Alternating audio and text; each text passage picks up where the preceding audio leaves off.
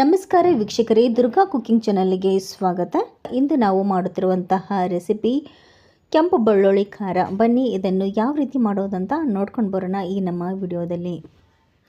ಮೊದಲಿಗೆ ಈ ರೀತಿ ಕೆಂಪು ಮೆಣಸಿನಕಾಯಿ ಯಾವುದಾದ್ರೂ ಸರಿ 2-3 ಗಂಟೆ ನಾವು ನೀರಿನಲ್ಲಿ ನೆನೆ ಇಟ್ಟಿರಬೇಕು. ಈಗ ನಾನು ಆಲ್ರೆಡಿ ನೆನೆಸಿಟ್ಕೊಂಡಿದ್ದೇನೆ. ಈಗ ಈ ಒಂದು ನೆನೆದಿರುವ ಮೆಣಸಿನಕಾಯಿಗೆ ನಾವು ಯಾವ್ಯಾವ ಪದಾರ್ಥಗಳನ್ನು ಬೆರೆಸ್ಕೊಳ್ಳೋಣ ಅಂತ ನೋಡೋಣ. ಬೆಳ್ಳುಳ್ಳಿ ಖಾರ ಅಂದಮೇಲೆ ನಾವು ಸ್ವಲ್ಪ ಬೆಳ್ಳುಳ್ಳಿಯನ್ನು ಜಾಸ್ತಿನೇ ಹಾಕ್ಕೊಳ್ಬೇಕಾಗುತ್ತೆ. 1 ಹಿಡಿ ನಾವು ಮೆಣಸಿನಕಾಯಿನ ತೆಗೆದುಕೊಂಡ್ರೆ 2 ಬೆಳ್ಳುಳ್ಳಿಯನ್ನು ಹಾಕಬೇಕು. 2 ಹಿಡಿಯಷ್ಟು ನಾನು ಮೆಣಸಿನಕಾಯಿ ತೊಗೊಂಡಿದ್ದೇನೆ. ಹೀಗಾಗಿ ನಾನು ಇಲ್ಲಿ ಒಂದು 4ರಿಂದ 5 ಗಡ್ಡೆ ಬೆಳ್ಳುಳ್ಳಿಯನ್ನು ಹಾಕ್ಕೊಂಡಿದ್ದೇನೆ. ಹುಣಸೆ ಹಣ್ಣನ್ನು ಹಾಕೊಳ್ಳೋಣ. ಸ್ವಲ್ಪ ಜೀರಿಗೆ, ಬೆಲ್ಲ, ಉಪ್ಪು ಮತ್ತು ಸ್ವಲ್ಪ ಹಸಿ ಶುಂಠಿಯನ್ನು ನಾವು ಹಾಕೊಳ್ಳೋಣ. ಮೊದಲಿಗೆ 1 ರೌಂಡು ನಾವು ಮಿಕ್ಸಿ ಮಾಡಿದ ನಂತರ ಇದಕ್ಕೆ ಸ್ವಲ್ಪ ಎಣ್ಣೆಯನ್ನು ಬೆರೆಸಿ ಮತ್ತೆ ನಾವು ರುಬ್ಕೊಳ್ಬೇಕಾಗುತ್ತೆ.